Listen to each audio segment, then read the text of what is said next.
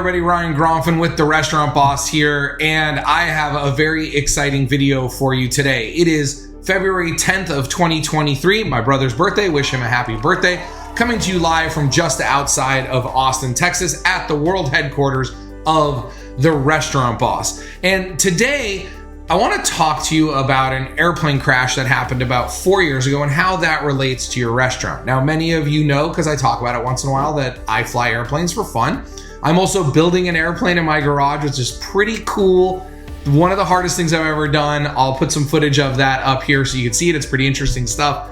But I know this is a little bit of a departure from our normal videos, but I promise you this is going to make a lot of sense. About 4 years ago in Addison, Texas, just outside of Dallas, a King Air, which is about a 10-passenger, 2-propeller airplane, crashed quite violently on takeoff. We're gonna put some footage up here for you now, but basically airplane takes off, rolls, crashes into the hangar, explodes, and unfortunately everybody died in the accident. 2 pilots and 8 passengers, 10 total fatalities. Fortunately, no one was seriously injured on the ground. There were some injuries, but nothing too serious. It's pretty dramatic footage, as you can see.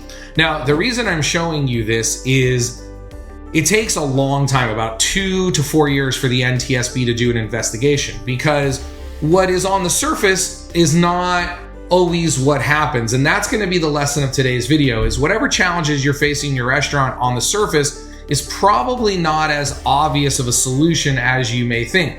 Now, in this particular accident, again, I don't want to get too much into the details. The early suspicion was an engine failure on takeoff, which led to the violent roll to the left, the crash, and the explosion.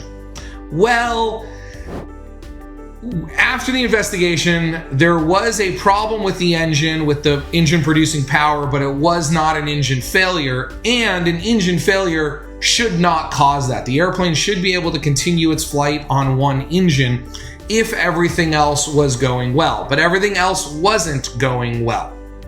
During the investigation, what they ultimately found was that this airplane was being flown by a older, crotchety, stubborn man.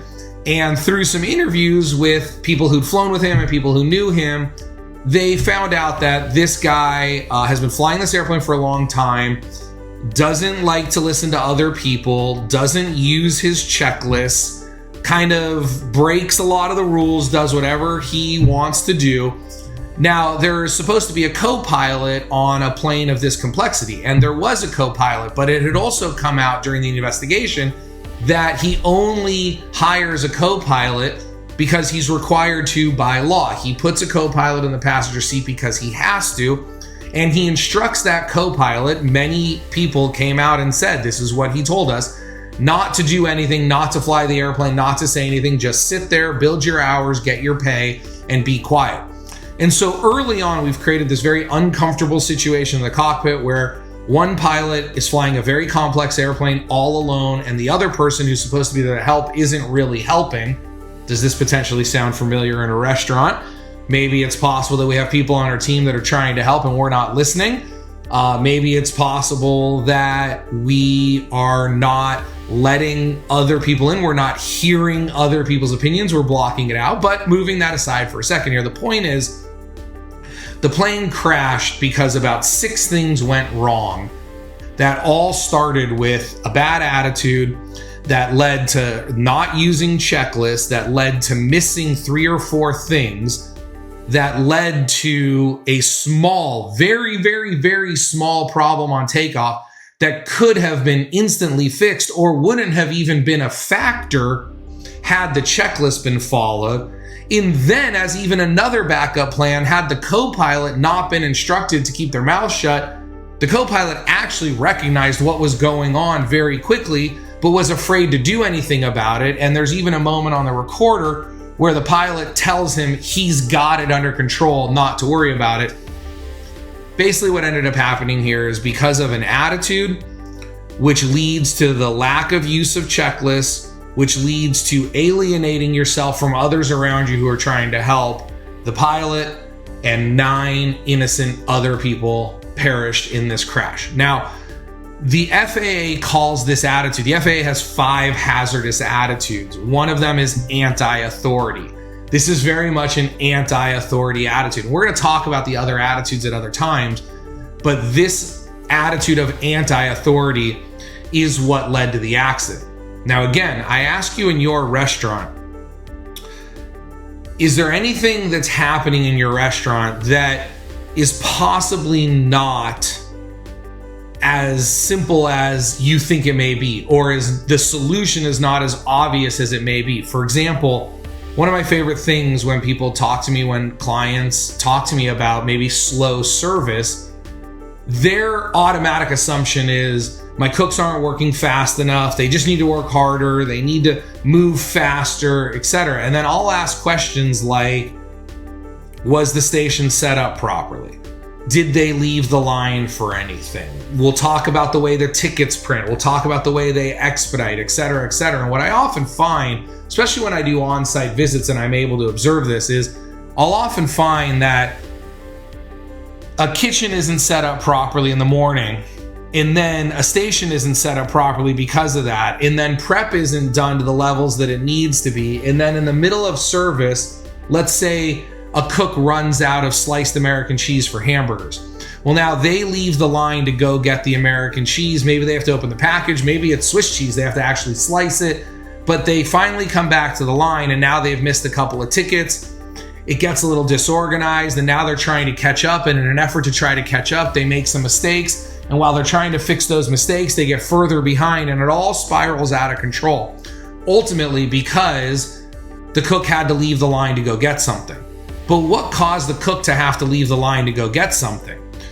Yes, the kitchen wasn't set up properly in the morning, which led to their station not being set up. But what happened yesterday that led to the chaos in the morning, that led to the station not being set up properly, that led to the cheese not being prepped and on the line, right? And all of this stuff can be addressed with checklists.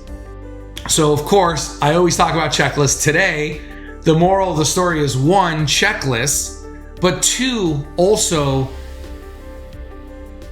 are we possibly sometimes, not everybody, this is not a video for everybody out there, but is it possible that sometimes there is an attitude of anti-authority, an attitude of, I've tried checklists, they don't work. I don't need to listen to this guy. What does he know? This guy on TV talking to me wearing a baseball cap and a t-shirt doesn't even operate a restaurant right now. What does he know? He's obviously never worked in the restaurant business, which none of that is true, but he's obviously never worked in the restaurant business. He doesn't know anything he's talking about. Why should I listen to this guy about checklists? I tried checklists, they don't work.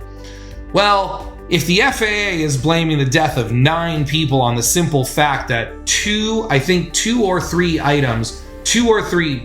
very small items were missed on a checklist and 10 people are dead because of it, and hundreds of airplane accidents can be traced back to checklists not being used, maybe we should use checklists in our restaurant, because we don't kill people. And if checklists save lives, imagine what checklists could do for your restaurant.